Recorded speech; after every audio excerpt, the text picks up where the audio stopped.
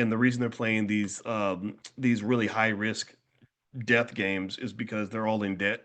So and the way they get them to keep playing these crazy games is they'll put the money in front of them, and whenever they would show them the money, they would make those casino noises, to trigger the Pavlovian response. They call it Pavlov's dog. In case you don't know it, there's a psychologist. I think his name was Pavlov, and he trained a dog to salivate every time he heard a bell by associating the bell with food. So casinos do a Pavlovian response. They'll have a lot ding ding ding ding ding. Anybody notice that when you walk in, you just constantly hear these noises, and what they're doing is they're triggering people's gambling addictions to get them to keep pouring more money on the table. That's another reason why casinos give you lots of free liquor. That's why they don't have windows. That's why they put extra oxygen in the room and they don't have clocks, because they want you to come in there like a crackhead. They want you to lose track of time. They want you to not know if it's nighttime or daytime. They don't want anything that's going to take you out of your spell, because their goal is to get you to gamble as much as possible. So Squid Games does that a lot. So one day we'll have a whole deep dive into Squid Games, because what it speaks to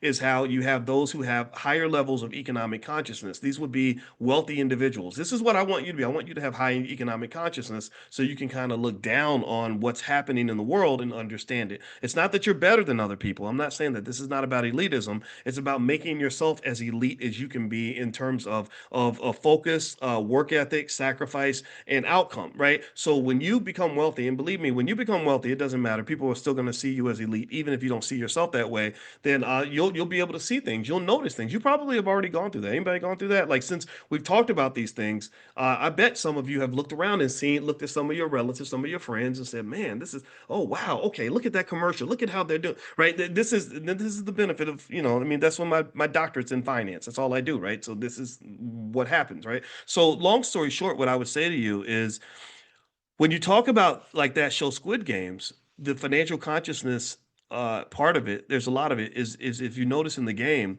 well, you've got these people that are in debt, that are in this financial slavery, killing each other to get these little peanuts, this money that they dangle in front of them like animals.